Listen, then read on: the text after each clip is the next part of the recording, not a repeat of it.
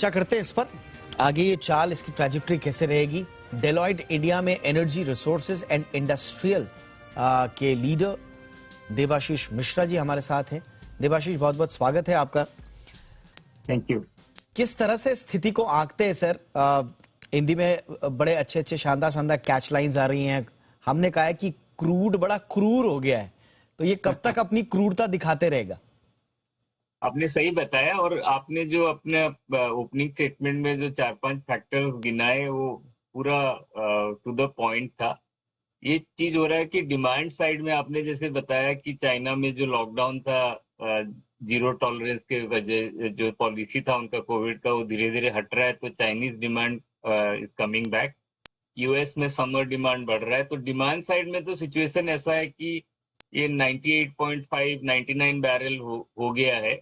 ये almost pre Covid level पे है, और थर्ड क्वार्टर मतलब जो सितंबर क्वार्टर तक आप देखें तो ये $100 क्रॉस करके ईयर एंड तक $101 तक, 101 मिलियन बैरल पर डे तक चला जाएगा कच्चे तेल की जो डिमांड है। पर आप सप्लाई साइड से देखें तो सब जगह से बुरी खबर ही आ रही है। जियोपॉलिटिक्स एक साइड है, जियोपॉलिटिक्स में आप देखिए जो यूक्रेन और रशिया की जो युद्ध है, ये पहले तो लगा था सब एनालिस्ट को कि ये जल्दी जल्दी खत्म हो जाएगा, पर दोनों साइड अड़े हुए हैं और बड़े बड़े पावर्स इन्वॉल्व है, तो खिंचता जा रहा है। ये लास्ट 2-3 दिन में और भी एक डेवलपमेंट हुआ है। यूएस ने एक ईरानियन टैंकर शिप को जब्ती कर लिया, तो ईरान ने ग्रीस के दो गल्फ ऑफ हॉर्मुज में ग्रीस के दो ऑयल शिप टैंकर्स को जब्ती कर लिया। तो ये सब जो जियोपॉलिटिकल टेंशन है, इससे सप्लाई साइड में भी बहुत अनसर्टनिटी हो रहा है। और आप जैसे आपने बताया ओपनिंग स्टेटमेंट की, ओपेक बढ़ा नहीं रहा है। ओपेक तो मेन एक्सपोर्टर है, वो जो 3 मिलियन बैरल का वहां डिफरेंस आ रहा। कई साल पहले OPEC 32-33 million barrel per day export करता था, आज के दिन में 28 साढ़े 28 मिलियन बैरल कर रहे हैं। इनको यही है कि ऑयल प्राइस सप्लाई साइड से भी थोड़ा कंस्ट्रेंट रखे तो प्राइसेस हाई रहे, तो उनको भी फायदा है। और कई सारे ओपेक कंट्रीज ऐसे हैं जिनको इन्वेस्टमेंट भी नहीं हो रहा है, जैसे वेनेजुएला है, नाइजीरिया है, और डिसरप्शंस हैं जैसे लीबिया है, और सऊदी और यूएई ये जानबूझ के नहीं बढ़ा रहे ज्यादा कि प्राइस हाई रहे। तो सब तरह से एक ऐसा सिचुएशन बना हुआ है कि कच्चे तेल के जो दाम है, आपने जैसे बताया, ये हायर साइड में ही रहेंगे जब तक ये जियोपॉलिटिकल टेंशन थोड़ा कम ना हो जाए। अब देखिए, मैं तो आपसे भी बात की, बहुत सारे लोगों से भी बात हुई, जियोपॉलिटिकल टेंशंस कब खत्म होंगी या कम होंगी उसके बारे में तो अभी देखिए कुछ कहा जा नहीं सकता है। अब सवाल ये है कि डोमेस्टिकली हम क्या करें, हमारी नीतियां क्या हो। आज ही आप जीडीपी नंबर्स देखिए, सो अनुमान से कम रहे हैं। Q4 का तो बुरा हाल है, मैन्युफैक्चरिंग साइड पूरी तरह से प्रभावित हुई है। अब डोमेस्टिकली हमें क्या करना होगा देबाशीष, कि आगे ये थोड़ा सा बच बच के हम लोग चल पाएं, या असर जो है वो कम हो पाए हम पे? ये डोमेस्टिकली कोई शॉर्ट टर्म सोल्यूशन तो है नहीं। आपका जो प्रीवियस अब डिस्कशन में भी सुन रहा था कि जो इकोनॉमी है, इसका जो कच्चे तेल के दाम का बहुत ज्यादा असर होता है हर सेगमेंट में अपना इकोनॉमी का। और 85% अपना कच्चा तेल इंपोर्ट होता है। हाँ, अपना जो है जो डोमेस्टिक प्रोडक्शन है, बॉम्बे हाई हो गया या केन हो गया, जो सब मिला के जो है वो गिरता जा रहा है। मतलब 28 मिलियन टन रह गया है, जो कुछ साल पहले 33-34 मिलियन टन होता था, वो 28 मिलियन टन रह गया है, वो गिरता जा रहा है। और ऐसा कुछ बहुत जल्दी उसका बढ़ने की भी कोई उम्मीद नहीं है। 28 साल में सबसे कम sir domestic crude oil production. या और वो जो प्रोपोर्शन है वो बढ़ता ही जा रहा है इंपोर्ट का, और वो अपना डिपेंडेंस का बढ़ता जा रहा है। तो सरकार कुछ चीजें तो जो कर रहे हैं, जैसे इथेनॉल ब्लेंडिंग, वो 10-12% से अभी उसको 20% कर दिया, और 2025 तक कर दिया। तो उसका एक असर तो फार्मर के इनकम पे भी होता है, और उससे थोड़ा इंपोर्ट कम होता है।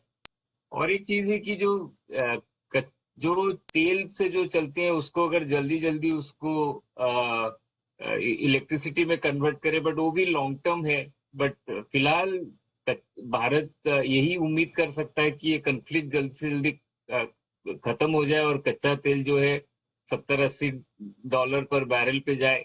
अदरवाइज का सीधा सीधा असर है, आपने जैसे बताया 150 बिलियन डॉलर का FY22 में हमारा एनर्जी इंपोर्ट्स था। ये खाली कच्चा तेल ही नहीं बढ़ा है, अब देखिए कोयला भी 20% हम लोग इंपोर्ट करते हैं और LNG भी 50% इंपोर्ट करते हैं, सब बढ़ा हुआ है। 150 बिलियन डॉलर अपना इंपोर्ट बिल था ऑन एनर्जी। अगर ये लेवल पे रहा कच्चा तेल और LNG और कोल, तो ये साल FY23 में अगर ये ईयर एंड तक यही लेवल रहा तो हमारा $100 बिलियन से ज्यादा इंपोर्ट बढ़ जाएगा एनर्जी। तो $250 बिलियन अगर एनर्जी पे इंपोर्ट रहता है तो उसका सीधा सीधा असर करंट अकाउंट डेफिसिट पे रहता है और उसका असर रुपया वीकनेस हो जाता है, करंट अकाउंट डेफिसिट का, उसका फिर फिस्कल डेफिसिट पे असर आता है, तो उसका ओवरऑल इकोनॉमी पे FY23 में बहुत सारा असर रहेगा। तो यही उम्मीद है कि अपना Q2 तक अगर ये कुछ कम हो जाए तो सेकेंड हाफ बेहतर रहेगा इकोनॉमी के लिए।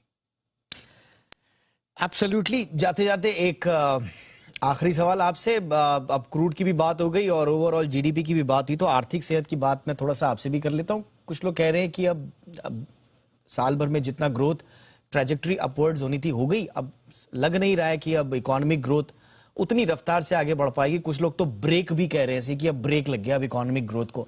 आप भी मानते हैं सर, या कुछ ऐसे एरियाज हैं जहां से हम उम्मीद रखें कि नहीं चीजें ठीक हो सकती है? नहीं, मैं तो थोड़ा ऑप्टिमिस्ट किस्म के इंसान हूं, तो मैं तो सोचता हूँ कि FY23 में डिमांड साइड में तो अभी भी हम लोग देख रहे हैं कि लोग स्पेंड कर रहे हैं। इन्फ्लेशनरी प्रेशर बहुत ज्यादा है, बट जैसे ही आपने देखा भारत सरकार और RBI दोनों मिलके जो इन्फ्लेशन के अगेंस्ट में लड़ रहे हैं, तो उसका भी सीधा सीधा असर देखने को मिलेगा। आप एक चीज देखिए कि FY22 का जो सर्विसेज था वो भी म्यूटेड था, बट सर्विसेज FY23 में बाउंस बैक होगा, प्री कोविड लेवल से भी आगे चला जाएगा। और अपना इकोनॉमी का बहुत बड़ा पोर्शन तो सर्विसेज ही अभी भी 56-57%। तो उसका तो और भारत एक कंज्यूमिंग कंट्री है, यंग कंट्री है, तो उसका बाउंस ही रहेगा। तो मेरे को नहीं लगता कि ठीक है, मतलब ये ग्लोबल जो इंपोर्टेड इन्फ्लेशन है, जियोपॉलिटिकल अनसर्टनिटी है, उससे 75-100 बेसिस पॉइंट कम हो सकता है, बट हमको तो अभी भी यही उम्मीद है कि Bharat will be the fastest growing large economies among the G20 countries also in FY23 also. और ये जब भी अपने को ये मिल जाएगा, ये थोड़ा सा ये एनर्जी इंपोर्ट्स में थोड़ा राहत मिल जाएगा, तो उसके बेसिस पे और भी आगे जाएंगे, क्योंकि पॉलिसी रिफॉर्म काफी हुआ है। आपने जो देखेंगे तो मैन्युफैक्चरिंग में इतना सारा बेनिफिट मिला है, PLI स्कीम, ये सब का तो असर दिखेगा ना। तो बिल्कुल, कुछ भी हो, कंजम्पशन बेस्ड इकोनॉमी है हमारी, और कंजम्पशन अगर बढ़ता है तो फिर किस बड़ी से बड़ी मुसीबत से पार होने में देर नहीं लगेगी। उम्मीद यही करते हैं। लेकिन आपने जैसे बताया इन्फ्लेशनरी प्रेशर बहुत रहेगा, लेकिन इस इन्फ्लेशनरी प्रेशर के बीच में हम लोग डिमांड जनरेट करने में कितना कामयाब रह पाते हैं और कंजम्पशन कितना स्टेबल रख पाते हैं, उस पर बहुत सारी चीजें डिपेंड करेंगी। बहुत बहुत शुक्रिया देवाशीष, आपने बहुत आसान भाषा में और बहुत अच्छे तरीके से एक्सप्लेन किया। Thank you so much.